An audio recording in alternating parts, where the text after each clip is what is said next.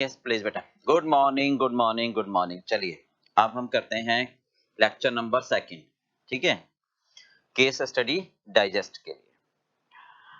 हमने last lecture में बेटा केस स्टडी नंबर 9 पढ़ ली थी।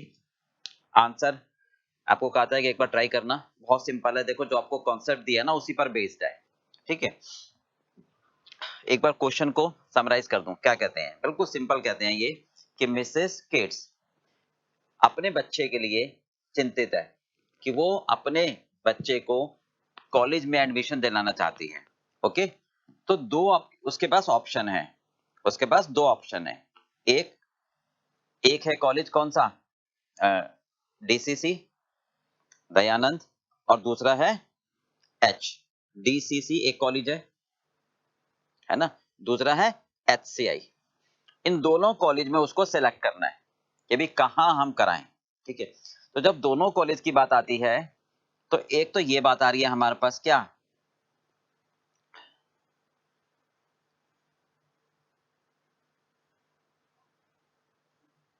हाँ जी, कि दोनों के दोनों कॉलेज, हाँ जी, देखो यहाँ एक लाइन ये आ रही है, both of the college were trying to come up with online courses and distance learning material.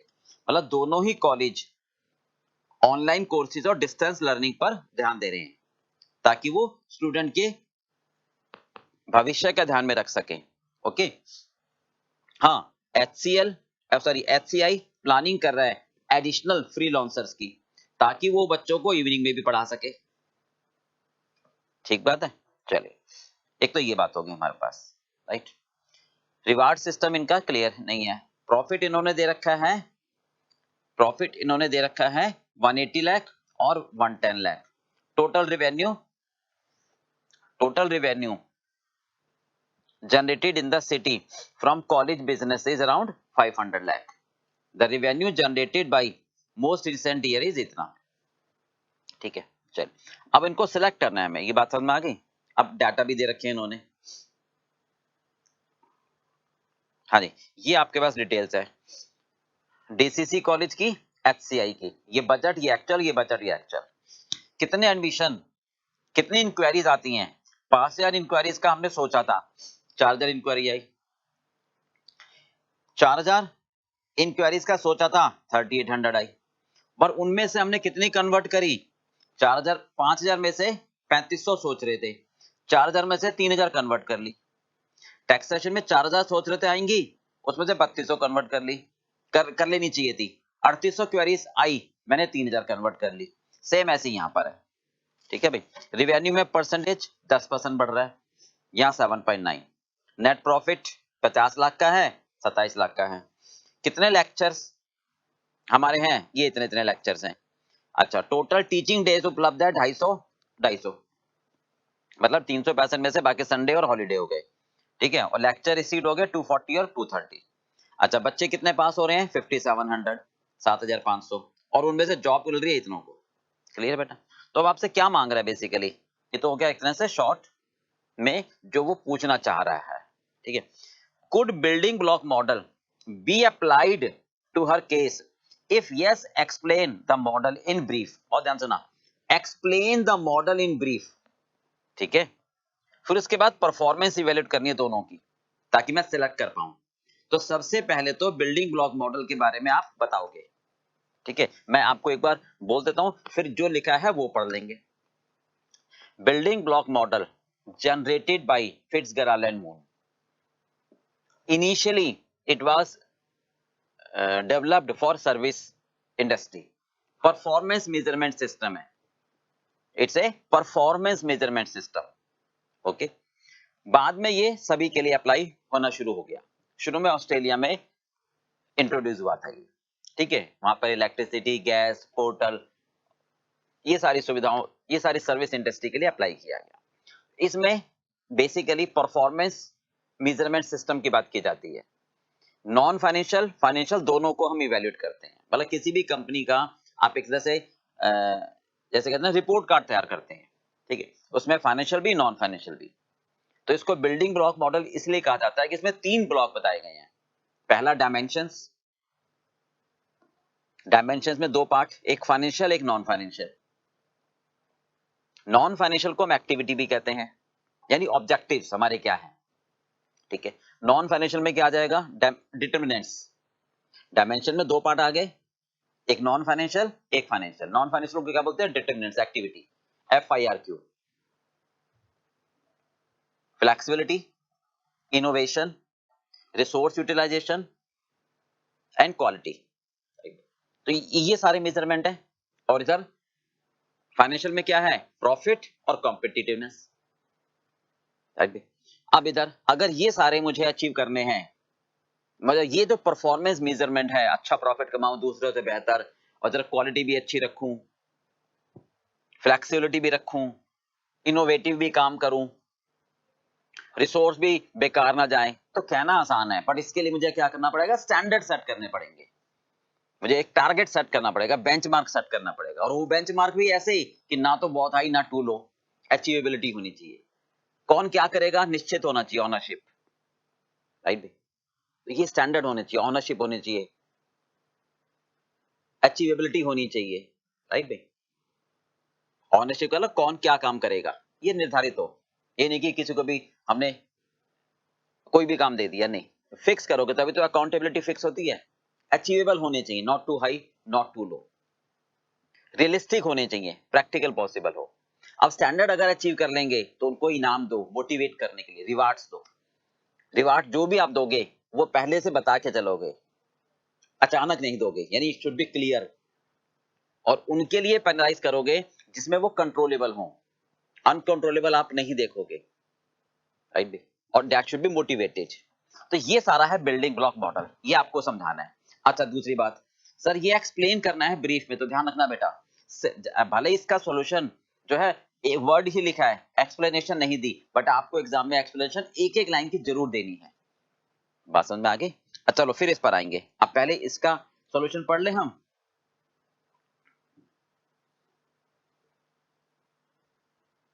हाँ जी देखिए, सॉल्यूशन, ये बेसिक कंसेप्ट है इसका ना, ये हमारा बेसिक है, ठीक है, ये हमारा बेसिक है, okay.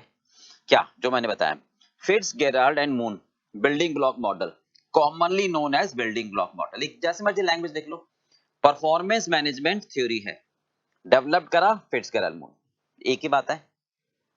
This model has been built on premises that service industry could employ this model to evaluate their place performance standard and make hence improvement, or could start from scratch building performance measurement criteria using this model।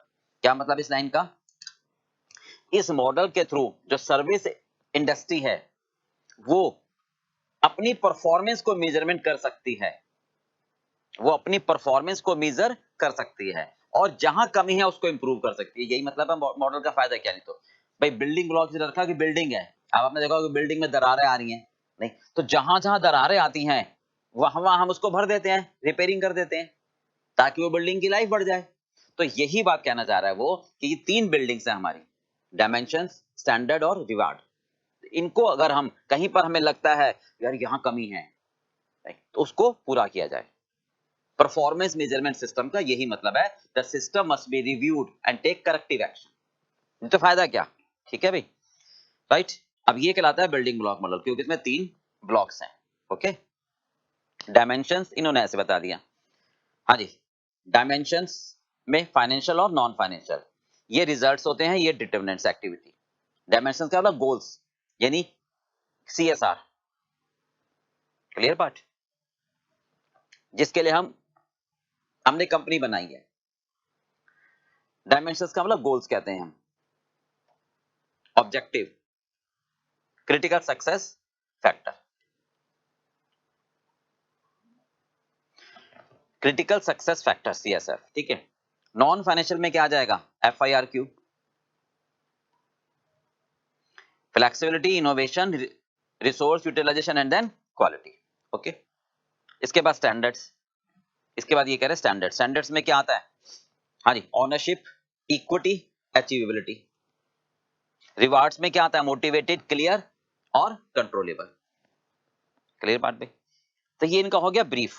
अब आते हैं ये second part पर हम नहीं, ध्यान से सुनो बेटा, explain in brief explain word तो आ गया ना, एक्सप्लेन वर्ड तो आ गया ना, तो प्लीज मैं तो आपको ये सलाह दूंगा कि इसको भी आप एक एक लाइन में एक्सप्लेन कर दो, ठीक है, इनको भी आप एक एक लाइन में एक्सप्लेन कर दो, तो हम बोलते चले जाते हैं। चलिए क्या कहना चाहते हैं, सबसे पहले फ्लेक्सिबिलिटी। हाँ जी, सबसे पहले फ्लेक्सिबिलिटी क्या कहेंगे हम फ्लेक्सिबिलिटी के लिए कि हर स्टाफ हर काम कर सके, मतलब ऐसा ना हो कि कहीं कोई हमारे पास प्रॉब्लम आ जाए। तो फ्लेक्सिबिलिटी का मतलब क्या होगा, हाँ जी, कि हमारे जो स्टाफ है मल्टीटास्किंग काम कर सके। The staff can do each and every work, responsiveness to the changing demand, right भाई, responsiveness to the change in demand, ये कहते हैं फ्लेक्सिबिलिटी, राइट। मतलब हम इतने फ्लेक्सिबल हों। अब ये बात यहाँ थोड़ा सा रेफरेंस भी देना है, किसका, स्कूल कॉलेज है, तो स्कूल कॉलेज में क्या कहोगे आप कि भाई हमारे जो फ्रीलांसर्स हैं वो दे आर सो फ्लेक्सिबल, क्या वो इवनिंग में आके क्लास ले सकते हैं, क्या वो इवनिंग में आकर क्लास ले सकते हैं, तो बस वो लिखना था freelancers can appoint can do the lecturer at evening, तो ये दे आर सो फ्लेक्सिबल कि जब चाहो तब आ जाओ, ठीक है।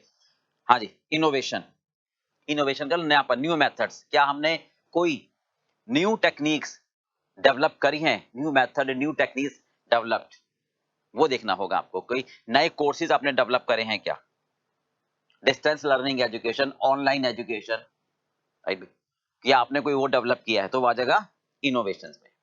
रिसोर्स यूटिलाइजेशन, हम अपने टीचर्स को कितना यूटिलाइज कर पा रहे हैं, उनके टीचर्स के डेज हैं 200 और वो कितना यूटिलाइज हो पा रहे हैं, टीचर पर स्टाफ कितना है, effectively utilization of the resources, productivity, clear है बेटा। Quality, quality should be measured from the eyes of recipient, है ना, कि हम कितनी क्वालिटी दे रहे हैं। मतलब स्कूल कॉलेज है तो क्या कहोगे स्कूल कॉलेज के लिए, सोचो क्वालिटी, कितने बच्चे कितने स्टूडेंट पास हो जाते हैं, वही तो क्वालिटी। क्या फायदा पढ़ा रहे हो पास नहीं हो रहे, कितने स्टूडेंट पास होने के बाद घर बैठे हैं, फिर क्या फायदा, यानी जॉब पर जॉब मिल जाती है, प्लेसमेंट, तो ये क्वालिटी मेजरमेंट होगी ना। ये एक एक दो दो लाइन आपको ब्रीफ में लिखनी ही है, बात समझ में आ गई। हाँ जी, डायमेंशंस में कॉम्पिटिटिव और फाइनेंशियल, फाइनेंशियल का मतलब क्या होगा, profit, change in profit, change in revenue, competitiveness दूसरे से बेहतर, ध्यान दो ना, कॉम्पिटिटिव मार्केट शेयर दूसरे से बेहतर, दूसरे से बेहतर कैसे, बच्चा आया भाई, आप ऐसा समझो कि मार्केट में शॉप है तो हर दुकानदार हर शॉपकीपर क्या करेगा कस्टमर को, भाई इधर आओ, उधर क्यों जा रहे हो, तो वो कहलाएगा कॉम्पिटिटिव। यहाँ पर क्या कहेंगे हम, स्टूडेंट आ रहे हैं इंक्वायरी के लिए, आप उनको कितना अच्छा बताकर कन्वर्ट कर सकते हो, दैट इज कॉम्पिटिटिवनेस, नहीं, how much you can convert, मतलब conversion of student from inquiry to the admission, that is competitiveness, that is market share. तो इतना इतना एक एक लाइन में आपको लिखना, बस हो जाएगा। चलिए अब इसी पर हम चर्चा कर लेते हैं आगे, वैसे मैं आपको दिखा देता हूं ओरिजिनल में, एक मिनट, आपको क्या लिखना है, ठीक है।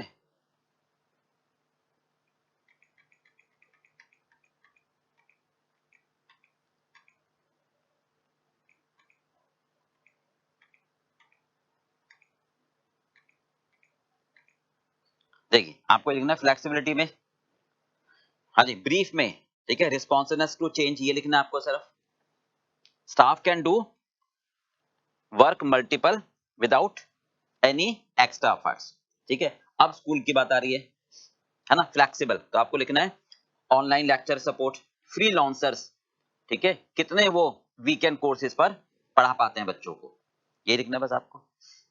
जो फ्रीलांसर्स लेक्चरर हैं वो क्या मल्टीपल टाइमिंग में बच्चों को शिक्षा देने के लिए तैयार हैं, हाउ दे आर फ्लेक्सिबल, वो रिजिड तो नहीं, नहीं भैया 10 से 2 का टाइम है हमारा, उसी में आओ तो आओ, नहीं, ठीक है। एफ आई, इनोवेशन, इनोवेशन का मतलब नयापन, आपको इनोवेशन में क्या लिखना है, न्यू एफर्ट्स, राइट भाई, न्यू एफर्ट्स, तो यहां पर क्या होगा, new courses, distance learning education, right, new course format, new courses compare to the existing one, right, ये आपको लिखना, मतलब डिस्टेंस कोर्सेज, वर्चुअल क्लासेस, ताकि टाइम उनका कोई बैरियर ना बने, क्लियर बात। इनोवेटिव, खाली फेस टू फेस नहीं पढ़ा है, बाकी सब। Resource utilization, optimum utilization of resource लिखना है इसमें एक लाइन, ठीक है, कि हमारे टीचर्स कितने दिन पढ़ा रहे हैं out of total days available, बस इतना ही तो लिखना है। हाँ जी, teaching days actually worked upon teaching days available. Okay, quality हमेशा रिसिपेंट बताएगा, भाई हमने पढ़ाया आप बताओगे, तो रेसिपेंट की नजर में होता है। Quality should be measured from the eyes of customer, यानी क्वालिटी अच्छी होनी चाहिए। नंबर ऑफ कंप्लेंट्स यानी डाउट सॉल्विंग टेक्निक आपकी होनी चाहिए, लिखोगे आप यहाँ पे। तो स्कूल कॉलेज में क्या लिखोगे क्वालिटी, कितने बच्चे पास हो गए, नहीं पास आउट रेशियो क्या है, कितने बच्चों को जॉब मिली, राइट भाई, ये मेन आप लिखोगे। क्लियर है पार्ट, राइट, हाँ जी, हो गया क्लियर। कॉम्पिटिटिवनेस दूसरों से बेहतर, राइट, यानी ग्रोथ, क्या कहोगे, हाँ जी, कितने स्टूडेंट इंक्वायरी कर रहे हैं और कितने टर्न अप हो गए। कॉम्पिटिटिवनेस का मतलब मैं अपनी तरफ खींचूं, यानी जो मेरे पास इंक्वायरी के लिए आ रहा है भैया एडमिशन लेके जा, नहीं तो तू कहीं और चला जाएगा। ये रेशियो देखनी है। फाइनेंशियल में कितना प्रॉफिट में चेंज जा रहा है। क्लियर है बेटा, राइट। इनके लिए बाकी स्टैंडर्ड्स और रिवार्ड, इनके लिए हमारे पास यहाँ इस केस स्टडी में डाटा नहीं है, तो बस आप अभी तो खैर एक्सप्लेन कर रहे हैं ना हम, इनके लिए डाटा है वो मेजरमेंट कर लेंगे। तो स्टैंडर्ड के बारे में आप लिख दोगे, it should be achievable ownership and ownership, कौन किसको क्या काम दे, किस स्टाफ को क्या काम दिया जाए, ठीक है। ओनरशिप अचीवेबल, ना तो ज्यादा हाई ना ज्यादा कम, ठीक है। इक्विटी सबके लिए बराबर, कोई किसी को कम किसी को ज्यादा काम नहीं दोगे। Reward must be motivated, clear और कंट्रोलेबल। मोटिवेटेड का मतलब ये होगा कि आप उनको इतना तो दोगे ताकि उनको मोटिवेशन मिले, मतलब स्टाफ को ये तो कहोगे कि भाई अगर एक एडमिशन होता है तो हम आपको इतनी कमीशन देंगे, और मोटिवेट करोगे उनको और क्लियरली डिफाइन करोगे, राइट। और अगर कोई मतलब इंडस्ट्री का साइज बढ़ता है या इंडस्ट्री का साइज कम होता है, मतलब जैसे कोई लॉकडाउन हो गया और उस समय कोई एडमिशन नहीं आ रहा है, तो उसके लिए हम कोई पेनलाइज नहीं करेंगे। तो कंट्रोलेबल होना चाहिए, the reward must be motivated, clearly defined and then controllable. इतना आपको फर्स्ट वाले में लिखना है। बोलो क्लियर है बेटा। अब आते हैं सेकंड में, जरा सेकंड में देखो क्या करता है।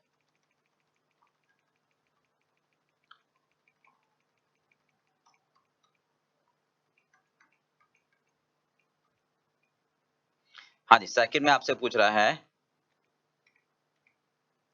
इवैल्यूएट, इवैल्यूएट वर्ड आ गया, यानी इवैल्यूएट करो फाइनेंशियल भी या नॉन फाइनेंशियल डाटा, मतलब क्वालिटेटिव क्वांटिटेटिव डाटा उसके हिसाब से, ठीक है। परफॉर्मेंस को इवैल्यूएट करो, तो इसमें इवैल्यूएट कैसे करोगे, हाँ जी, इवैल्यूएट कैसे करोगे बताओ। डिटरमिनेंट्स, डिटरमिनेंट्स यानी नॉन फाइनेंशियल, और दूसरा रिजल्ट यानी फाइनेंशियल। बोलो क्लियर है बेटा। चलिए अब एक एक करके आ जाते हैं इसमें, पहले हम समझा दें आपको क्या कहता है। सबसे पहले डिटरमिनेंट्स में क्या आएगा नॉन फाइनेंशियल में, FIRQ, flexible, flexible innovation, resource utilization, quality. Flexible, flexible का मतलब क्या होगा, हाँ जी, कि कितने हम फ्रीलांसर अपॉइंट कर सकते हैं जो इवनिंग में भी आ जाए, जो मल्टीपल टाइम पर आ जाए।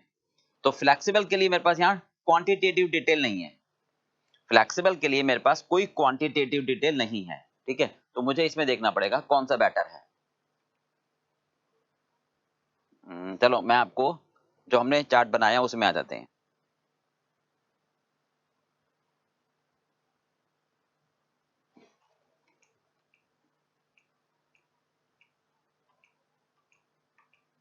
देखिए मेन वर्किंग पर, राइट, ये थोड़ा सा मैंने चेंज करा है इसके सॉल्यूशन से, ठीक है भाई,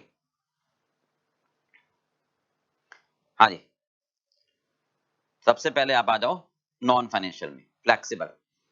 तो फ्लेक्सिबल में देखेंगे कि कोई मेरे पास क्वांटिटेटिव डाटा नहीं है, राइट भाई। बट क्वेश्चन में अगर आपको ध्यान से देखें तो फ्लेक्सिबल का मीनिंग क्या होता है वो एक्सप्लेन कर दोगे। फ्लेक्सिबल को एक्सप्लेन करोगे आप क्या, कि भाई हमारे फ्रीलांसर्स कितना एडजस्ट करने को तैयार हैं, राइट। तो आप यहां लिखोगे basically flexible means responsiveness to change demand, ठीक है, राइट भाई। हम ये देख रहे हैं HCI is planning to hire freelancers lecturer to help student evening time, मतलब बहुत ध्यान देना, फ्लेक्सिबल यानी सब कुछ कर सकते हैं, ये नहीं कि भैया 10 से 2 में आना, नहीं, जब आपको टाइम हो तब आ जाओ। क्योंकि HCI कंपनी ये कह रही है कि अगर इवनिंग में आपके पास टाइम है, क्योंकि आप जॉब कर रहे हो, तो हम इवनिंग में पढ़ा देंगे, ठीक है, they are off from their work, क्योंकि बच्चों को इवनिंग में सुविधा है, दे आर सो फ्लेक्सिबल, ठीक है, तो ये रियली अप्रिशिएटेबल। तो इसमें HCI ज्यादा बेटर। ये कहां से समझ में आ गया, मैं आपको क्वेश्चन में दिखा देता हूं। फ्लेक्सिबल क्या मतलब, रिस्पॉन्सिवनेस। देखो ये है ना, यहां से ये क्या कहना चाह रहा है, ध्यान से देखो ये लाइन, अरे HCI is also planning to hire additional freelancers to work with the student during evening time to groom their skills and assist them to well in the studies। तो ये लाइन हो गई फ्लेक्सिबिलिटी की, ये line होगी किसकी, flexibility की। बात समझ में आ गई, दे आर सो फ्लेक्सिबल कि भाई आप किसी भी टाइम पर पढ़ने आ सकते हो। तो यहाँ पर HCI कंपनी ने बाजी मार ली। बोलो क्लियर है बेटा, राइट। चलिए अब सेकंड, हाँ जी हो गया।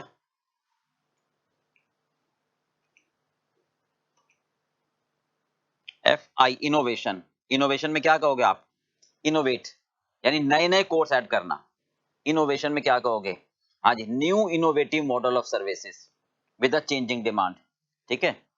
हाँ जी क्या कहोगे, ज्यादातर स्टूडेंट्स क्या हैं, जॉब पर काम कर रहे हैं, अपना दिन में काम करते हैं, ठीक है। तो वो क्या कहते हैं, in regards there is a need to bring more online courses, distance courses, virtual classes, ताकि समय उनकी पढ़ाई में बाधा ना बने। ये इनोवेशन में आ जाएगा, ये इनोवेशन में आ जाएगा। अब यहाँ दोनों कॉलेज बराबर ध्यान दे रहे हैं इस पर। ये क्या लिखा है, पहले तो कॉन्सेप्ट समझ आ गया, innovation, distance learning education, online education. यहां से देखो ये line, both of the college were trying to come up with the online courses and distance learning material, ताकि बच्चों को सहायता मिल सके अपनी स्टडी में जो असमर्थ हैं लेक्चर को अटेंड करने में। तो ये कौन सा आ गया, इनोवेशन, ये आ गया इनोवेशन, यहाँ दोनों ही आ गए। तो फ्लेक्सिबिलिटी में बाजी मार ली HCI ने, और इनोवेशन में दोनों बराबर। इनोवेशन का मतलब नए courses, online courses, distance learning education courses, pen drive, Google drive, ये सारे लेक्चरर्स देंगे। तो दोनों कॉलेज ये सुविधा दे रहे हैं, क्योंकि बच्चे दोपहर में मतलब नून में वो जॉब के लिए जाते हैं, तो सैटरडे संडे ही वो पढ़ सकते हैं, ठीक है, ये कहना चाह रहे हैं। ओके चलिए अब आ जाते हैं हम अगले पॉइंट पर अपने, FIR resource utilization. Resource utilization में क्या देखोगे, बताओ जरा आप, रिसोर्स यूटिलाइजेशन में क्या देखोगे, कितने टीचर्स आपको पढ़ा रहे हैं, मतलब उनके डेज अवेलेबल, हाँ जी, teaching days available upon served, हाँ जी, टीचिंग डेज कितने अवेलेबल हैं वो देखो। अब आप जरा ये रिसोर्स यूटिलाइजेशन में क्या देखोगे आप, हाँ जी, रिसोर्स यूटिलाइजेशन में आप देखोगे टीचिंग डेज, हाँ जी, as compare to days served, मतलब डेज सर्व, इसका मतलब है इसको मैं ऐसे सिंपल में लिखता हूं, एक्चुअल एक्चुअल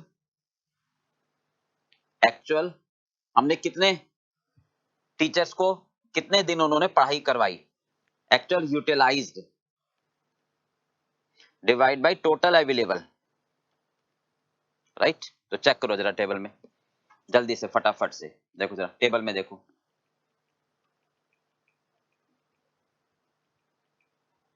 हाँ जी, number of days teaching days in year कितना, 250 है।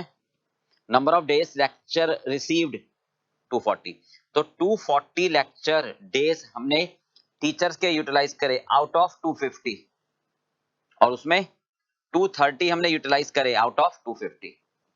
करना कैलकुलेट जरा, 240 दिन टीचरों ने पढ़ाया 250 दिन में से, और इधर 230 दिन पढ़ाया 250 में से, तो ये कहलाएगा यूटिलाइजेशन, ये कहलाएगा आपका यूटिलाइजेशन। ओके तो देखो जरा कितना आ गया, हाँ जी, 240 अपॉन 250 96% आ गया, और ये 92%। तो कौन किसने बाजी मारी यहाँ पर, हाँ जी, किसने बाजी मारी, DCC ने।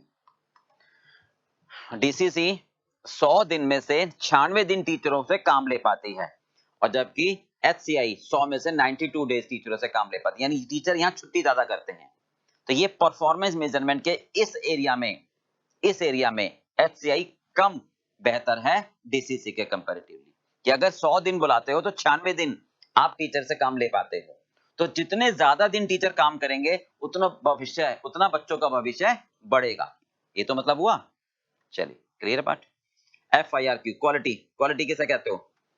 बच्चे पढ़ा रहे हैं, पास ही नहीं हो रहे तो क्या फायदा, पास हो रहे हैं तो जॉब नहीं मिल रही। तो इसका मतलब आप ये देखोगे कि टोटल स्टूडेंट्स कितने हैं, उसमें से कितने बच्चे पास हो रहे हैं, और जो पास हो रहे हैं उसमें जॉब कितनों को मिल रही है। समझ गए बात? तो देखो जरा, 6000 बच्चे हैं हमारे पास, उसमें से 5700 बच्चे पास हो गए। 6000 बच्चे हमारे पास हैं जिसमें से 5700 पास हो गए। इधर 7600 बच्चे हैं, 7500 बच्चे पास हो गए। चेक करें एक बार।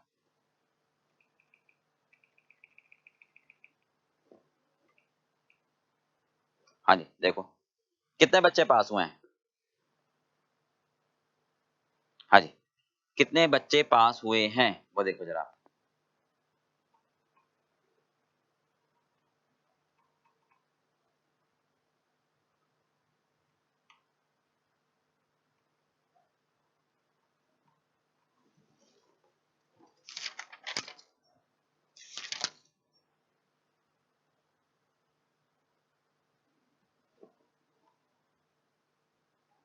हाँ जी स्टूडेंट पासिंग 5700, ठीक है। ये बच्चे पास हुए हैं। टोटल बच्चे कितने थे हमारे पास वो देखो। टोटल एडमिशन 5700 बच्चे पास हुए हैं, ठीक है। टोटल एडमिशन देखो कितने हैं हमारे पास। हाँ जी टोटल एडमिशन देख लो कितने हैं हमारे पास। 5700 बच्चे पास हुए हैं, राइट भाई। टोटल है हमारे पास देखो 6000। जो एप्लीकेशन जो टर्म हो गई, ये तो इंक्वायरीज आई, तो 6000 बच्चे हमारे पास हैं, उसमें से पास कितने हुए। यहाँ 7600 बच्चे हैं और पास कितने हुए। तो 6000 में से 5700 बच्चे पास हुए और उधर 7500 बच्चे पास हुए 7600 में से, तो रेशियो निकल गई। ठीक है बेटा। अब 5700 में से 5700 में से इतने बच्चों को जॉब मिली, तो 5100 divided by 5700, 7000 divided by 7500, right. चलिए यही कह रहे हैं। हाँ जी हो गया क्लियर। चलिए ये कितने आ रहे हैं, कितने बच्चे पास हुए हैं, कितने बच्चों को जॉब मिली, देखना जरा कितने बच्चों को जॉब मिली। हाँ जी जॉब मिली है 5100 को आउट ऑफ 5700, और यहां जॉब मिली है कितनी, 7000 बच्चों को जॉब मिली आउट ऑफ 7500। चलिए अब देखो जरा, यहां पर किसने बाजी मार ली है, HCI ने। इस HCI की परसेंटेज ज्यादा है पास होने की और जॉब की भी ज्यादा है, तो दोनों में HCI। तो इसका मतलब अगर हम यहां तक देखें तो कौन बेटर हुआ। हाँ जी HCI 1 2 3 4 चीजों में बेटर है। ओके चलिए अब आ गया फाइनेंशियल में देख लो जरा। फाइनेंशियल में क्या देखोगे आप। हाँ जी दो चीजें रिजल्ट में, सॉरी, कॉम्पिटिटिव परफॉर्मेंस और फाइनेंशियल परफॉर्मेंस।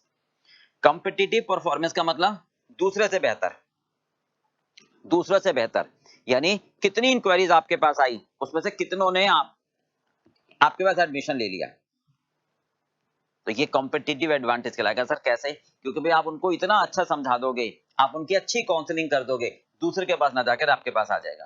तो चेक करो 5000 आपके पास अकाउंटिंग में, चेक करो 5000 एप्लीकेशन आपके पास आई थी, इंक्वायरीज आई थी, उसमें से 3500 लोगों ने एडमिशन ले लिया। क्लियर है बेटा।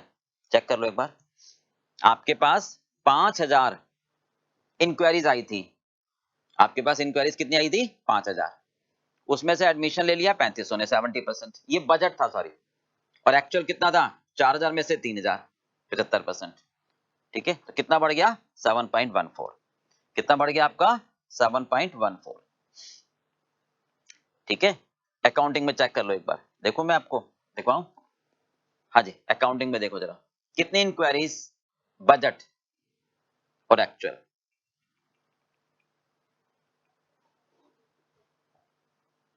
देखिए बजट, ये बजट है, ये एक्चुअल है। हाँ जी, कितने बजट कितना था हमारा इंक्वायरीज का, ये इंक्वायरीज हैं। अकाउंटिंग में बात करें 5000 का हमारा बजट था, 5000 का हमारा बजट था, ठीक है, और उसमें से सोच रहे थे 3500 कम कन्वर्ट कर लेंगे। ओके, तो इसका मतलब 3500 डिवाइडेड बाई 5000। ओके, ये हमारा बजट था। अब हमने एक्चुअल में अकाउंटिंग में 3000 बच्चों को हमने कन्वर्ट कर लिया 4000 में से, तो 3000 divided by 4000 actual conversion rate, और 3500 divided by 5000 budgeted conversion rate. देख लो, यही आ रहा है। हाँ जी, 3500 डिवाइड बाई 5000 और 3000 डिवाइडेड बाई 4000। क्लियर बेटा, यही है हमारे पास,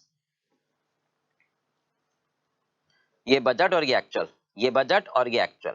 तो इसका मतलब हमारा कितना बढ़ गया, बेसिकली हमारी कितनी चेंजेस हुए। हाँ जी, चेक करके बताओ कितने चेंजेस हुए हमारे पास। क्लियर है। अच्छा, टैक्सेशन में देखो जरा, सेम टैक्सेशन में। हाँ जी, हम एक काम करते हैं, यहीं पर कैलकुलेट कर लेते हैं। ठीक है, कॉम्पिटिटिवनेस का मतलब हमने क्या कहा है, कितने बच्चे हमने एडमिशन में कन्वर्ट कर लिए इंक्वायरी में से, ये तो मतलब हुआ। ठीक है, बजट कितना सोचा था कितना कर लिया, कितना सोचा था कितना कर लिया। अलग अलग ग्रुप है, अकाउंटिंग टैक्सेशन, अकाउंटिंग टैक्सेशन। तो हम पहले अकाउंटिंग की बात करते हैं।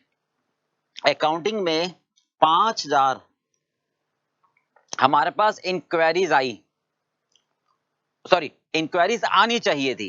मैंने बजट बनाया था और मैंने सोचा था कि 3500 में कन्वर्ट कर लूंगा। देखो, हर एक को तो नहीं हो सकता ना कन्वर्ट करना, तो हमने सोचा था 3500 हम इंक्वायरी कन्वर्ट कर लेंगे आउट ऑफ 5000, यानी ये हो जाएगा 70%। हमने सोचा था 70% हम इंक्वायरी कन्वर्ट कर लेंगे। करी कितनी, 3000, और आए कितने 4000, तो 3000 आउट ऑफ 4000 करना, 3000 आउट ऑफ 4000, 75%। इसका मतलब ये हो गया कि हमारा बजट था 70% और हमने कर लिया 75%। ठीक है भाई, इंक्वायरी कन्वर्ट बजट से, इसका मतलब 5% हमने ज्यादा कन्वर्ट कर लिया। टैक्सेशन में देखो 3200 सोच रहे थे कन्वर्ट कर लेंगे आउट ऑफ 4000, 3200 ऑब्लिक 4000, ये हो जाएगा 80%। हमने सोचा था कन्वर्ट कर लेंगे, करी कितनी 3000 आउट ऑफ 3800, 3000 आउट ऑफ 3800, 78.94। ठीक है, हाँ जी, तो ये कम हो गई, ये डिफरेंस कम कितना, 78.94 माइनस 80%, ये आ गया 1.05, 1.05 कम हो गया। ठीक है, हाँ जी, तो इसका मतलब डीसीसी जो है अपने टारगेट से 5% तो बढ़ा रहे हैं अकाउंटिंग में और टैक्सेशन में कम कर रहे हैं। चलिए यहाँ देखो जरा एचसीआई क्या कर रहे हैं। हाँ जी, 3500 हमने सोचा था कन्वर्ट कर लेंगे 4200 में से। ठीक है, तो कितना हो गया 3500 4200 का, 3500 डिवाइडेड बाई 4200, 83%। ये हो गया हमारा 83%। हमने कन्वर्ट कितने करी, 3800 हमने कन्वर्ट करी और आई कितने 4000, कितना हो गया 3800 डिवाइडेड बाई 4000, यानी 95%। हमने अपने टारगेट को पूरा अचीव कर लिया। ऐसी टैक्सेशन में देखो 3850 हमें कन्वर्ट कर लेना चाहिए 4100 में से। ठीक है, 3850 आउट ऑफ 4100, ये हो गया 93.9, और हमने करे कितने 3800 आउट ऑफ 3900, 3800 डिवाइडेड बाई 3900, ये आ गया 97.43। क्लियर बेटा। ठीक है, चलो इसको अब हम टेबल में दिखा देते हैं एक बार। ये हो गया कॉम्पिटिटिवनेस। देखो जो हमने टेबल आपको बना के दे दी है। ठीक है, हाँ जी, ये बटन में प्रिंट है, ये 5% हमारा बढ़ गया। ठीक है, और ये बढ़ गया आपका 83.33, 83.33 माइनस ये हो गया 95, 11.67। तो HCI बेटर हुआ। चलिए ये भी कितना हो गया, 80% से कम होकर रह गया 78.95, 1.05 कम हुआ। ठीक है, और ये 93.9 माइनस 97.44, 3.54। ठीक है, तो क्या कहेंगे, देखो फाइनेंशियल रिजल्ट की बात करें कॉम्पिटिटिव परफॉर्मेंस में, तो दोनों सब्जेक्ट में HCI ने बाजी मारी। बजट 5%, बजट हमने सोचा था 70% हम कन्वर्ट कर लेंगे, हमने करी 75%, यानी हमने अपने टारगेट को 5% बढ़ाया, उन्होंने अपने टारगेट को लगभग 12% बढ़ाया। ठीक है, टैक्सेशन में हमने सोचा था 80% हम इंक्वायरी कन्वर्ट कर लेंगे, कम हो गई, जबकि उन्होंने बढ़ा दी। बोलो क्लियर है बेटा? तो इसका मतलब इस एरिया में कॉम्पिटिटिवनेस में भी HCI बेटर हुआ। ठीक है, अच्छा आगे मार्केट शेयर, रेवेन्यू देखो 180 लाख हमारी रेवेन्यू है, इंडस्ट्री की है 500 लाख 36%, और उसकी 110 लाख है, 500 लाख का 22%। तो इसका मतलब हाँ जी, रेवेन्यू की परसेंटेज यहां पर अगर देखें हम तो फर्स्ट कंपनी की बेटर है। ओके, और हाँ जी परसेंटेज इंक्रीज देखो, रेवेन्यू में 10% है और यहाँ 7.9। बट अगर प्रॉफिट की बात करें तो 50 लाख का प्रॉफिट है, 50 लाख का प्रॉफिट है 180 लाख की रेवेन्यू पर, यहाँ 27 लाख का प्रॉफिट है 110 लाख की रेवेन्यू पर। तो प्रॉफिट के केस में तो ये कंपनी बेटर है, समझ के बात भाई? प्रॉफिट के केस में कौन सी कंपनी बेटर है हमारी? हाँ जी DCC, हाँ जी फर्स्ट है हमारे पास DCC, सेकंड है HCI। तो देखो ये आपको दे रखा है क्वेश्चन में, ये आपको गिवन है 10% और 7.9, तो इसका मतलब रेवेन्यू किसकी बढ़ रही है? DCC की। प्रॉफिट भी देखो आपको दे रखे 50 लाख है ना, टोटल 180 लाख का, तो प्रॉफिट परसेंटेज भी और रेवेन्यू भी दोनों DCC की बढ़ रही है। तो अगर हम ओवरऑल देखें, अगर हम ओवरऑल अगर देखें नहीं तो DCCI, हाँ जी DCCI यहां बढ़ रही है बस, मतलब अगर हम ये देखें कि प्रॉफिट के केस में तो DCC बेटर है, ध्यान से सुना, बट कंपिटिटिव एडवांटेजेस में HCI बेटर है ना। तो इसका मतलब फ्यूचर के हिसाब से HCI कॉलेज ज्यादा बेटर होगा, भले ही थोड़ा प्रॉफिट कम कमा रहे हैं बट ग्रोथ इसमें ज्यादा इंडिकेट नजर आएगी। और अगर अब इस एरिया में देखें नॉन फाइनेंशियल में, तो नॉन फाइनेंशियल में भी कौन सी है? HCI बेटर नजर आ रही है। ठीक है, तो आप कहोगे ओवरऑल, आप क्या कहोगे? ओवरऑल, हाँ जी overall HCI deliver a superior quality services, okay, as compare to DCC, और बाकी स्टैंडर्ड और रिवार्ड के बारे में हमारे पास डिटेल नहीं है। ओके बात क्लियर बेटा? चलिए, तो ये हो गया हमारा ये हो गया हमारा बिल्डिंग ब्लॉक मॉडल। ठीक है, एक बार मैं आपको शॉर्ट में समझा दूं। हाँ जी, बिल्डिंग ब्लॉक मॉडल की अगर हम बात करते हैं,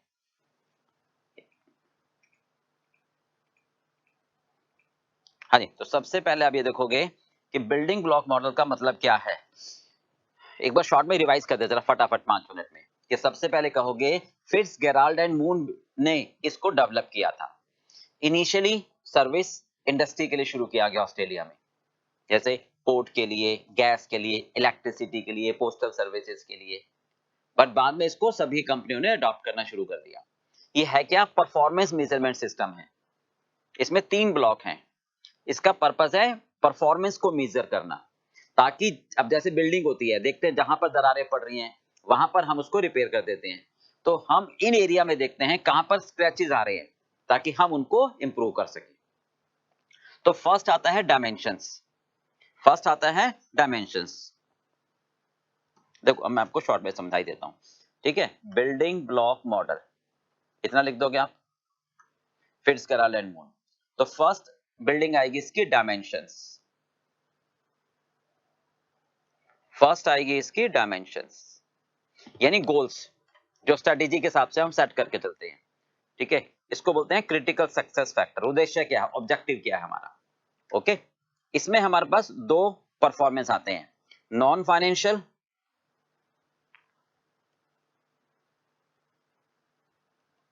as well as financial. Okay, non financial में क्या आएगा हमारे पास, हाँ जी, FIRQ, इसको बोलते हैं हम डिटर्मिनेंट्स, इसे क्या बोलते हैं हम, डिटर्मिनेंट्स, और इसको बोलते हैं रिजल्ट, यानी एक्टिविटी, परिणाम। अब ये इसका मतलब है, हाँ जी, फ्लेक्सिबिलिटी, इनोवेशन, हाँ जी, रिसोर्स यूटिलाइजेशन,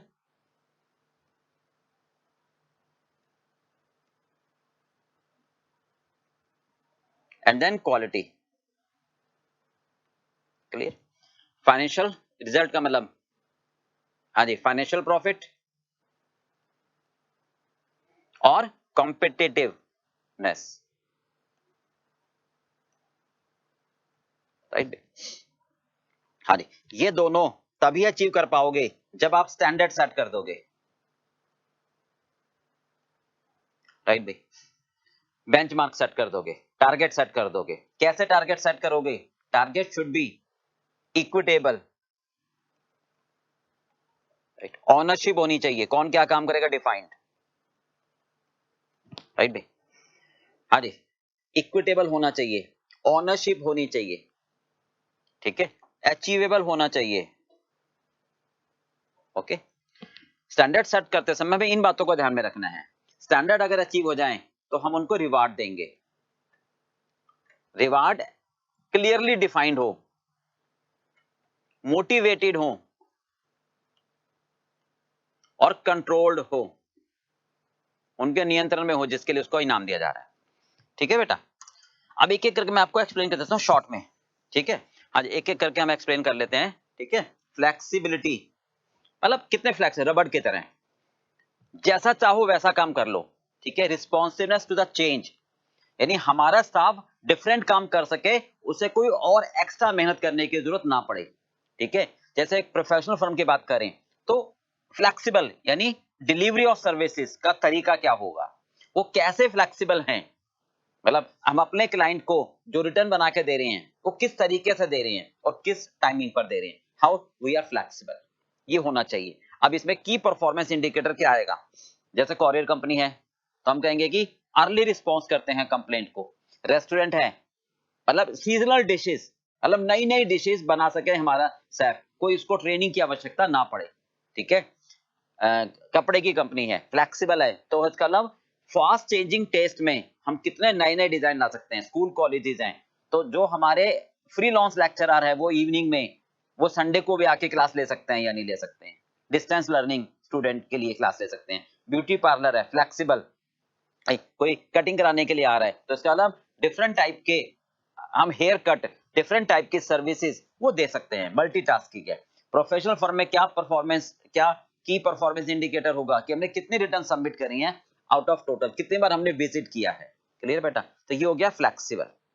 इनोवेशन, नयापन, न्यू मेथड, न्यू टेक्निक, भाई जैसे कैश पेमेंट करते हैं तो कन्वर्ट कर दो उसको स्मार्ट फोन के थ्रू, ठीक है, ऑनलाइन पेमेंट के थ्रू। अब प्रोफेशनल फर्म है तो उसमें इंफॉर्मेशन टेक्नोलॉजी के टूल्स हमेशा इंप्रूव करेंगे utility for the client. Performance measurement क्या होगा हमारा, कॉरियर कंपनी में हम कहेंगे कितने कस्टमर स्मार्ट एप्लीकेशन को यूज कर रहे हैं, हॉस्पिटल में कितनी नई टेक्निक हम इस्तेमाल कर रहे हैं ऑपरेशंस के अंदर, रेस्टोरेंट में हम हर महीने कितनी नई नई डिशेज इस्तेमाल कर लेते हैं जो किसी और के पास नहीं है, क्लोथ कंपनी में नए कितने डिजाइन, नए फैब्रिक्स, राइट, ब्यूटी पार्लर में कितनी आप नए नए पैकेज दे रहे हो तो कितनी रिवेन्यू जनरेट हो रही है, राइट भाई। प्रोफेशनल फर्म से न्यू रेंज कितनी हम दे रहे हैं, स्कूल कॉलेज में न्यू कोर्स कितना दे रहे हैं, कोई नए हम कितने कोर्स इंट्रोड्यूस कर रहे हैं, ठीक है बात है बेटा। तो ये हो गया हमारा इनोवेशन। रिसोर्स यूटिलाइजेशन यानी प्रोडक्टिविटी, इसका मतलब क्या है कि हम किसी भी वर्कर को खाली ना बैठाएं। अब मटेरियल हो गया, सॉरी मशीन हो गई, लेबर हो गए, स्टाफ हो गया, टीचर्स हो गए, लेक्चरर हो गए, हमारी गाड़ियां हो गई, ठीक है। ये कहते हैं हम, या स्कूल कॉलेज में हम कहते हैं टीचर स्टाफ रेशियो। और प्रोफेशनल फर्म में कहते हैं कि जो स्टैट्यूटरी कंप्लायंस है हमारे, वो कितने हमारा हम यूटिलाइज कर पा रहे हैं। ओके, इसका केपीआई क्या होगा बेसिकली, अगर हम बात करें कॉरियर कंपनी में कैसे जज करोगे कि हम सही काम कर रहे हैं, रिसोर्स को यूटिलाइज कर रहे हैं, कि हम एक डिलीवरी पर कितना टाइम दे रहे हैं, एवरेज टाइम पर डिलीवरी। रेस्टोरेंट में क्या कहते हैं, ऑक्यूपेंसी रेट। और ब्यूटी पार्लर में हर स्टाफ हमें कितने रिवेन्यू दे रहा है। प्रोफेशनल फर्म में क्या कहेंगे, स्टाफ टाइम कितना डिवोट कर रहा है और कितने पैसे ले रहा है और कितना टाइम उसके पास अवेलेबल है। 10 घंटे काम करना चाहिए, 8 घंटे काम कर रहा है। ऐसे स्कूल कॉलेज में कि टीचर्स कितने दिन काम कर रहे हैं out of total days, right भी। Quality should be measured from the eyes of customer. Quality किससे जज होगी, कस्टमर। मतलब हमने मदर ने खाना बनाया तो कौन जज करेगा, आप, कहाँ पे टेस्टी है, नहीं भी। तो कितनी एरर कम आती है, कितने नंबर ऑफ कस्टमर कंप्लेंट कम आती है, क्वालिटी हमारी जज होनी चाहिए। यानी अगर मेरी हेड ऑफिस और कई अलग अलग ब्रांचेस हैं तो सब ब्रांचेस के लिए मुझे क्वालिटी स्टैंडर्ड सेट करने होंगे। ठीक है, स्कूल कॉलेजेस में क्या कहेंगे, क्वालिटी, डाउट सॉल्विंग। भाई पढ़ाया, आपको समझ आया या नहीं आया, तो डाउट सॉल्विंग टेक्निक हमारा उद्देश्य होना चाहिए। प्रोफेशनल फर्म में जो अलग अलग सेगमेंट है, कोई अकाउंट्स का डिपार्टमेंट है, कोई कंसल्टेंसी है, तो वो कितनी अच्छी अपने कस्टमर को सर्विस दे पा रहे हैं, राइट भाई। आप कैसे जज करोगे, होटल है, क्वालिटी यानी गुड टेस्ट, खाना गर्म खाना दिया जा रहा है, स्कूल कॉलेज है, कैसे क्वालिटी जज करोगे, कितने बच्चे पास हो रहे हैं और कितने बच्चों को जॉब मिल रही है। नहीं, हॉस्पिटल है, कितने पेशेंट्स रिकवर हो रहे हैं। प्रोफेशनल फर्म्स में कस्टमर कितनी रेटिंग दे रहा है हमारे को, राइट भाई। क्लियर बात बेटा, ये हो गई क्वालिटी। अब फाइनेंस में ये profitability ratio, change in revenue, competitive दूसरे से बेहतर। जब दूसरे से बेहतर आओगे तो क्या कहेंगे हम, कितने हम कन्वर्ट कर पा रहे हैं इंक्वायरीज को एडमिशन में, राइट। ठीक है, स्टैंडर्ड, स्टैंडर्ड में क्या कहोगे, अचीवेबल, मतलब रियलिस्टिक होना चाहिए। ये नहीं कहोगे कि एक स्टूडेंट है, उसके 100 में से 40 नंबर आ रहा है, उसको टारगेट दे दो भी तेरे 90 आए, छोड़ देगा। तो अचीवेबल होने चाहिए, राइट। ऑनरशिप, कौन क्या काम करेगा ये निश्चित होना चाहिए। जैसे कंपनी में प्रोडक्शन मैनेजर यूसेज के लिए रिस्पॉन्सिबल हो, परचेज मैनेजर परचेज के लिए, सेल्स डिपार्टमेंट रिवेन्यू के लिए। इक्विटेबल यानी कोई डिस्क्रिमिनेंसी ना हो, हर एक को आप बराबर बराबर काम दो। रिवार्ड, जो भी आपको रिवार्ड देना है वो क्लियरली डिफाइंड हो कि भैया आपका जो स्टाफ है, तो आपका जो इमीडिएट बॉस है वो आपको रेटिंग दे रहा है, तो रेटिंग किस आधार पर दे रहा है वो क्लियरली डिफाइंड हो। मोटिवेटेड होना चाहिए, ऐसे नहीं कि बोनस 2% दो, इट शुड बी ए कम से कम 40% 30% बोनस होना चाहिए। और उन्हीं फैक्टर को रखोगे जो उसके नियंत्रण में है। भाई अगर आप रेस्टोरेंट में शेफ को कहोगे कि भाई हमारी सेल कम हो गई क्योंकि प्राइस हमने गलत सेट किया था, तो कहेगा भाई साहब मेरी गलती नहीं है ना। तो chef is responsible for quality और प्राइस के लिए सेल्स मैनेजर, तो कंट्रोलेबल हमें देखना पड़ेगा। क्लियर पार्ट बेटा, तो ये हो गया हमारा सारा बिल्डिंग ब्लॉक मॉडल। ठीक है, होप यू एंजॉय दिस। तो ये फर्स्ट टॉपिक जिस पर 3 यहाँ पर केस स्टडीज थी वो हमने इसी पैटर्न पर पूरी कर ली। ओके बेटा, चलिए अब इसके बाद अब आगे शुरू करते हैं। हाँ जी बेटा, चलिए अभी हमने कर लिया बिल्डिंग ब्लॉक मॉडल। ठीक है, अब एक क्वेश्चंस करते हैं। क्वेश्चन नंबर 4 है बेटा, पेज नंबर है इसका 112 111 पर। चलिए बिल्कुल सिंपल क्वेश्चन है, डिसीजन मेकिंग का है। ठीक है, एक बार पढ़ते हैं क्या कहता है। Kona precise solution CPS manufactures switch gear and specially designed the electricity board which are sold to customer through widespread retailer and distributor network across the country। ये कहता है सीपीएस एक कंपनी है, ठीक है, ये प्रोडक्ट बना रही है स्विच गियर, ठीक है, जो विशेष तौर पर हमने इलेक्ट्रिसिटी बोर्ड में डिजाइन होते हैं और कस्टमर को बेचते हैं रिटेलर के थ्रू। ठीक है, पहला प्रोडक्ट बना रहे हैं, बेचते हैं। CPS enjoy high reputation among the stakeholder, बहुत अच्छी रेपुटेशन है, स्पेशली वर्कर। ठीक है, the attrition rate at CPS is relatively lower than other player in the industry. Reason for the low attrition rate is employee friendly policy। मतलब यहाँ पर क्या है कि एम्प्लॉय फ्रेंडली पॉलिसी है। ठीक है, हाँ जी, क्या कारण है, एट्रिशन रेट कम है दूसरे प्लेयर्स, मतलब जैसे होता है ना संघर्ष करना, मतलब आपस में तालमेल ना होना, तो कहता है संघर्ष जो होता है वो इसमें कम है। क्यों भाई कम है, क्योंकि इसने एम्प्लॉय के साथ में एक फ्रेंडली रिलेशन बनाया गया है। मतलब इसका मीनिंग ये कह सकते हो कि यहाँ हड़तालें, यहाँ आपस में विरोध कम होता है क्योंकि एम्प्लॉय को ये अपना दोस्त बना के चल रहे हैं। ठीक है, स्पेशली किसमें, शेयरिंग प्रॉफिट में, प्रॉफिट में उनको हिस्सा भी देते हैं, सैलरी भी देते हैं और डिसीजन मेकिंग में भी उनको साझेदार बनाते हैं। तो जब डिसीजन मेकिंग में उसको हिस्सा बना लिया, प्रॉफिट में हिस्सा बना लिया, तो वो मेंबर बन गए, इसलिए उनसे विरोध संघर्ष कम रह गया। कोना प्रिसाइज सॉल्यूशन अप्लाइड। हाँ जी, क्या कहते हैं, प्रॉफिट शेयरिंग प्लान की जो टर्म है क्या है, बहुत ध्यान से देखो। हाँ जी, ये कहता है CPS will be company responsible to make available profit share pool. एक प्रॉफिट शेयर पूल बना रहे हैं हम, जिसमें हर एम्प्लॉय को हम उसमें हिस्सा देंगे, ठीक है, which will be equivalent to the minimum of the following three limit। ध्यान से देखो, प्रॉफिट शेयरिंग पूल का मतलब होता है एम्प्लॉय को प्रॉफिट में हिस्सा दिया जाएगा। कैसे, 30% of earning profit before tax to the extent it is excess of minimum acceptable target profit margin. मतलब ये कहना चाहता है एक्सेस, एक्सेस का मतलब ये ज्यादा हो इससे, ठीक है, मतलब 30% of earning profit before tax निकाल लो, ठीक है, minus minimum acceptable target profit जो आएगा वो, बात समझ में आ रही है, 30% profit before tax in excess of, ये मैं कह देता हूं ए है और ये बी है, तो ए माइनस बी, किसका excess, minimum acceptable target profit. अब मिनिमम एक्सेप्टेबल टारगेट प्रॉफिट क्या है, वो ये बता रहा है आगे, minimum acceptable target profit margin किसके बराबर है, average of last 3 years net operating profit of industry group. Minimum acceptable profit क्या होगा, हाँ जी, पिछले 3 साल का नेट ऑपरेटिंग प्रॉफिट एवरेज, ठीक है, हाँ जी, चले, या तो ये ए लो या बी लो, रेवेन्यू का 0.75% या फिर 2.5 करोड़, जो तीनों में कम हो। चलिए, individual employee will be participated in profit share pool in proportion to ratio of that employee salary to total salary। मतलब एक एम्प्लॉय को कितना हिस्सा मिलेगा, हाँ जी, एम्प्लॉय को कितना हिस्सा मिलेगा वो उसकी सैलरी पर निर्भर करेगा।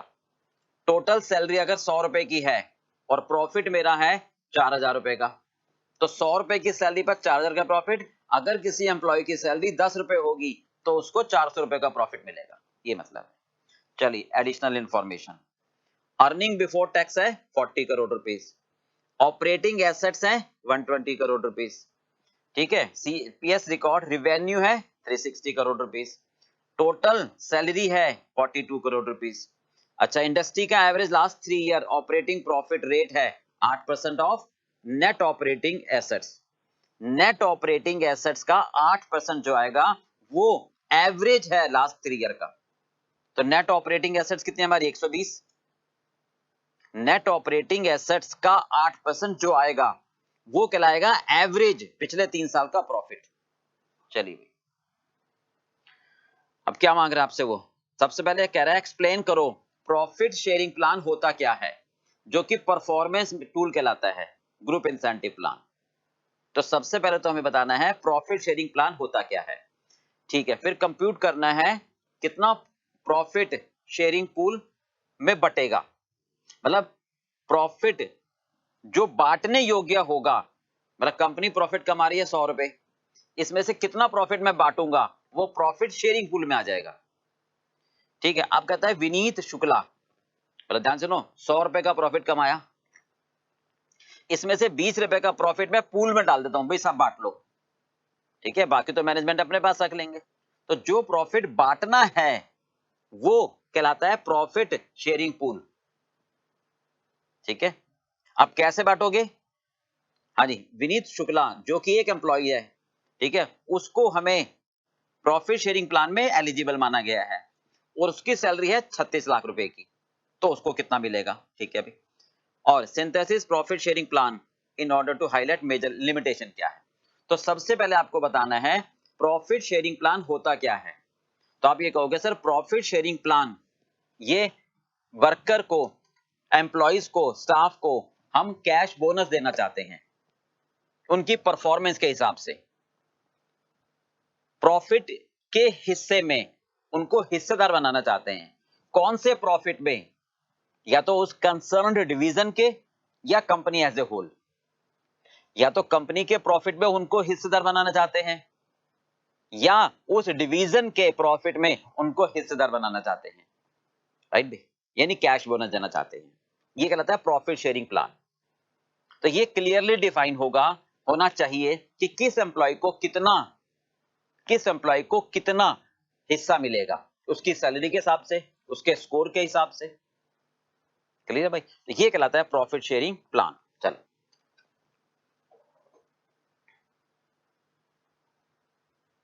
हाँ जी, तो इसको अगर हम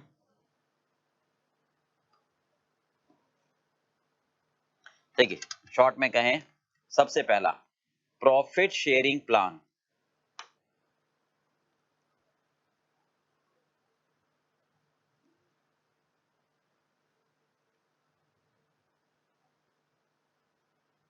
हाँ जी क्या कहना चाहते हैं, it is a cash bonus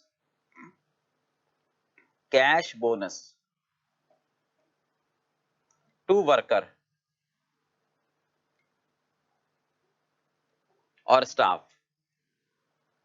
okay, हम उनको कैश बोनस देते हैं, राइट भी। किसमें हाँ जी, within the profit earned, जो प्रॉफिट वो कमाते हैं, profit earned by the concern department,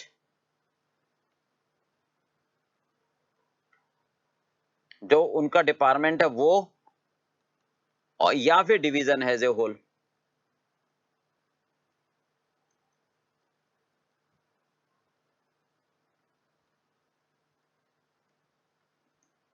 ठीक है भाई? हाँ जी, क्लियर हो गया पार्ट बेटा? अब प्रॉफिट शेयरिंग प्लान में ये होना चाहिए, कितना प्रॉफिट मुझे बांटना है। 100 रुपए का प्रॉफिट कमाया, कितना बांटोगे इसमें? 20 रुपए बांटोगे, 30 रुपए बांटोगे, 40 बांटोगे? नहीं भी, द मतलब percentage of profit to be shared. ठीक है,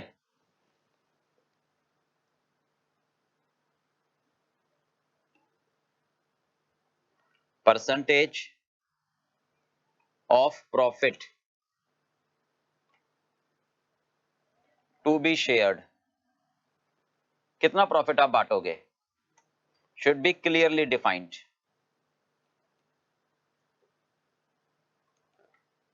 कि भाई 100 रुपए प्रॉफिट कमा रहा हूं, 20 रुपए बांटूंगा, 30 रुपए बांटूंगा, बाकी तो मैनेजमेंट अपने पास रखेगी। ठीक है, किसको बांटोगे? Who will be the eligible, who will be eligible. Eligibility criteria मतलब उनके स्कोर के हिसाब से बांटोगे, उनकी परफॉर्मेंस के हिसाब से बांटोगे, किसने कितना स्कोर किया है,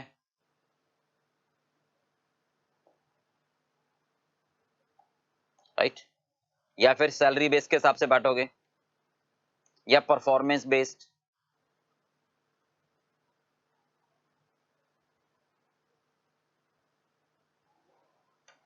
ओके, और कैसे बांटोगे? Method of distribution, method of distribution,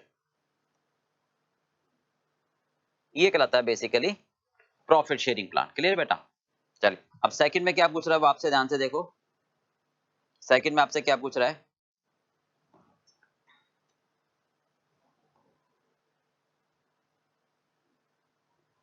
कितना प्रॉफिट शेयरिंग पूल में जाएगा, प्रॉफिट शेयरिंग पूल में कितना जाएगा, इसका मतलब प्रॉफिट अर्नड में से कितना प्रॉफिट बांटूंगा, उसको बोलते हैं प्रॉफिट शेयरिंग पूल। प्रॉफिट मैंने कमाया 100 रुपए, इसमें से 20 रुपए का प्रॉफिट मैं वर्कर्स में बांटूंगा, इसको बोलेंगे profit sharing pool.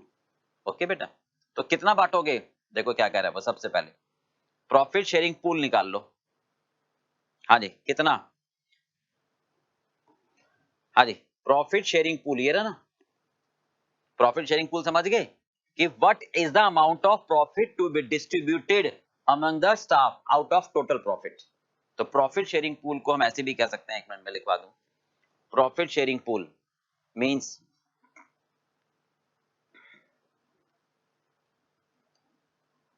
Profit sharing pool का मतलब होता है कि प्रॉफिट जो कमाया है उसमें कितना हिस्सा बांटोगे, means the amount of profit, amount of profit to be available, to be available for distribution, for distribution to worker, ठीक है, out of total earned profit, out of total earned profit. Okay, profit में से कितना हिस्सा मुझे बांटना है उसको बोलते हैं प्रॉफिट शेयरिंग पूल। 100 रुपए प्रॉफिट कमाया, 20 रुपए बांटना है एम्प्लॉय को, वर्कर को, स्टाफ को।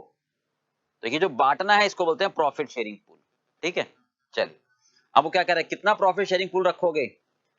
30% ऑफ अर्निंग बिफोर टैक्स। हाँ जी, कितना है बताओ जरा, प्रॉफिट अर्निंग बिफोर टैक्स कितना मेरे पास?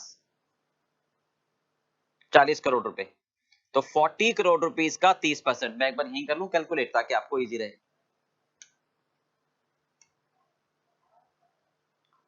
हाँ जी, 40 करोड़ रुपीस का 30% earning before interest and tax कहलाएगा, ठीक है। कितना होगा ये? हाँ जी, 30 करोड़ का 40 करोड़ का 30%, 12 करोड़ रुपए इन एक्सेस ऑफ, यानी ये कितना ज्यादा है मिनिमम एक्सेप्टेबल प्रॉफिट से। अब मिनिमम एक्सेप्टेबल प्रॉफिट कितना आ रहा है? मिनिमम एक्सेप्टेबल प्रॉफिट, हाँ जी, average of last 3 year operating profit of industry group. तो एवरेज कितना है हमारे पास, देखो last industry average last 3 year 8% कहलाया जाएगा नेट ऑपरेटिंग एसेट्स का। नेट ऑपरेटिंग एसेट्स कितनी है हमारी? 120 करोड़ का 8%, 120 करोड़ का 8%। ओके, ये कहलाएगा मिनिमम एक्सेप्टेबल टारगेट प्रॉफिट। कितना हो गया अभी? 120 करोड़ का 8%, 9 करोड़ 60 लाख, तो 2.4 CR हो गए। ओके, 0 पॉइंट, या फिर ये ए पार्ट हो गया बेटा, B part 0.75% of gross revenue. Gross revenue कितनी है देखो, ग्रॉस रेवेन्यू, ग्रॉस रेवेन्यू आपकी है, ग्रॉस रेवेन्यू, हाँ जी, 360 करोड़ रुपए की ग्रॉस रेवेन्यू है, 360 करोड़ रुपए की। इसका 0.75% निकालो, 0.75%, 360 का ये आ गया, हाँ जी, 2.7 करोड़। चलिए सी, मिनिमम अमाउंट 2.5 करोड़, तो तीनों में कम कितना होगा? 2.4। हाँ जी, इसका मतलब प्रॉफिट जो मैं कमा रहा हूं उसमें से 2.5 करोड़ रुपए का प्रॉफिट बांटूंगा। ओके, तो प्रॉफिट शेयरिंग पूल कितना कहलाएगा? 2.5 करोड़ रुपए। तीनों में कम कौन सा आ रहा है? सॉरी, 2.4 करोड़। तीनों में सबसे कम आ रहा है 2.4 करोड़, तो प्रॉफिट शेयरिंग पूल कहलाएगा 2.4 करोड़ रुपीस। ओके, तो आप कहोगे profit sharing pool, profit sharing pool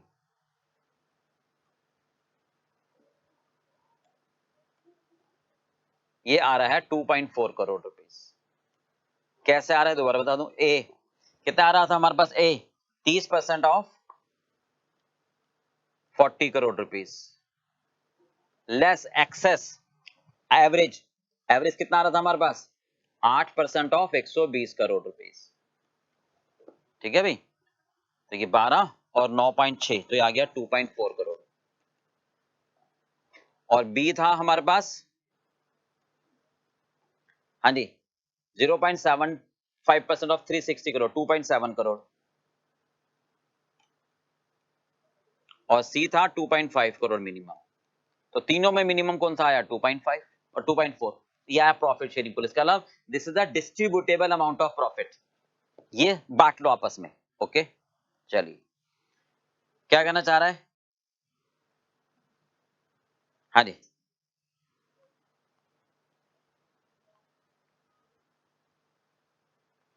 ये कहता है विनीत शुक्ला, हो गया मिनिमम, ये हो गया amount of available profit sharing pool. चलिए एक एम्प्लॉय है, ठीक है, जो प्रॉफिट शेयरिंग प्लान में एलिजिबल है पार्टिसिपेट करने के लिए। ओके, तो क्या कहते हैं, एनुअल सैलरी उसकी 36 लाख रुपए है उसके हिसाब से। तो पूरी सैलरी कितनी है हमारे पास देखोगे, उसकी सैलरी 36 लाख रुपए है, तो टोटल सैलरी देखो कितनी है, 42 करोड़। तो 42 करोड़ रुपए की सैलरी के हिसाब से बांटना है। आप कहोगे 42 करोड़ रुपए की सैलरी है, तो प्रॉफिट शेयरिंग पूल कितना है, 2.4 करोड़ रुपीस, इसको बांटना है सैलरी के हिसाब से। तो अगर 42 करोड़ रुपीस की सैलरी है तो इतना प्रॉफिट बटेगा। जिसकी सैलरी 1 रुपए है तो कितना बटेगा, जिसकी सैलरी कितनी है हमारी, देखो जरा, हाँ जी, कितनी सैलरी है हमारी, 36 लाख, यानी 0.36 करोड़ रुपीस, तो ये उसका हिस्सा आ जाएगा। क्लियर है बेटा, तो आप कहोगे हाँ जी, share of profit, share of profit, total salary, total salary कितनी आ रही है हमारी, देखो जरा, हाँ जी 42 करोड़ रुपीस, ठीक है। टोटल प्रॉफिट जो बांटना है, जो बांटना है आपको 2.4 crore rupees, profit plan pool, ठीक है। सैलरी ऑफ, हाँ जी विनीत एम्प्लॉय, जिसको आपको देना है कंसर्न एम्प्लॉय, कितनी सैलरी देखो, 36 लाख, यानी 0.36 करोड़ रुपीस। तो क्या कहोगे उसका हिस्सा कितना बनेगा, 42 करोड़ पर इतना प्रॉफिट है, तो हिज शेयर, हाँ जी 42 करोड़ पर है 2.4 का, एक पर कितना और इतने पर कितना, तो फॉर्मूला बना सकते हो, total profit plan divided by total salary multiply by salary of concern employ. Clear है भाई, तो ये उसका हिस्सा आ जाएगा। हाँ जी क्लियर हो गया बेटा, जो भी आएगा करो कैलकुलेट करके कितना आ रहा है।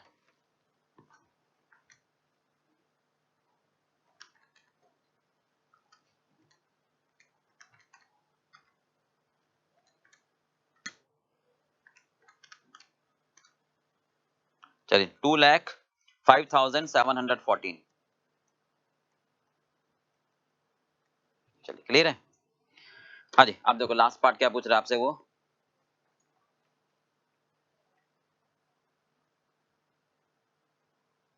हाँ जी ये कह रहा है सिंथेसिस प्रॉफिट शेयरिंग प्लान। हाँ जी मेजर लिमिटेशन क्या है, मेजर लिमिटेशन बताओ क्या है। लिमिटेशन इसकी ये है कि इसको स्कोर के हिसाब से बांटना चाहिए, नहीं भाई, इसको हमें स्कोर के हिसाब से बांटना चाहिए। अगर हम सैलरी के हिसाब से बांटते हैं, अगर हम सैलरी के हिसाब से बांटते हैं जैसे सीपीएस में, तो जिसकी सैलरी कम है और ज्यादा इफेक्टिव काम कर रहा है उसको बोनस कम मिलेगा, ये सबसे ज्यादा लिमिटेशन है। तो क्या कहोगे आप, सबसे मेन लिमिटेशन क्या है, हाँ जी मेन लिमिटेशन क्या आ रही है आपकी,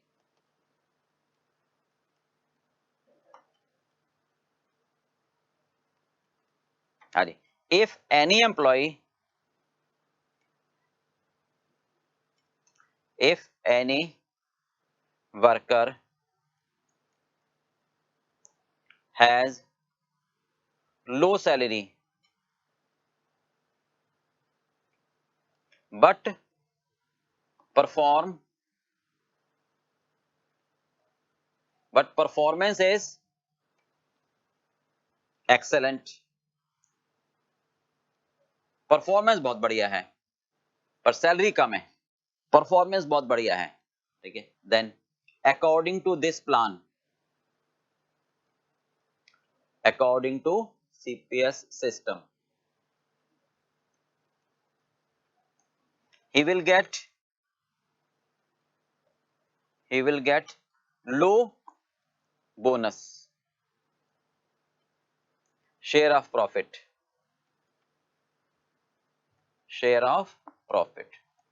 on the basis of salary, on the basis of salary. भाई सैलरी का मैं परफॉर्मेंस ज्यादा है तो कब मिलेगा, ठीक है, वाइस वर्सा क्या कहोगे, हाई सैलरी है, लो परफॉर्मेंस है तो उसको हाई बोनस मिल जाएगा, हाई शेयर मिल जाएगा। ये लिमिटेशन है। तो सजेशन क्या है, उसको स्कोर के हिसाब से बोनस, करेक्ट क्या है, he should get the salary, he should get the profit sharing according to the score what he has earned based on performance। Clear बेटा, चलिए क्लियर हो गया। चलिए अब सेकंड लेक्चर आज यहीं खत्म करते हैं, कल करेंगे हम थर्ड लेक्चर। ओके चलिए बाय बाय, थैंक यू।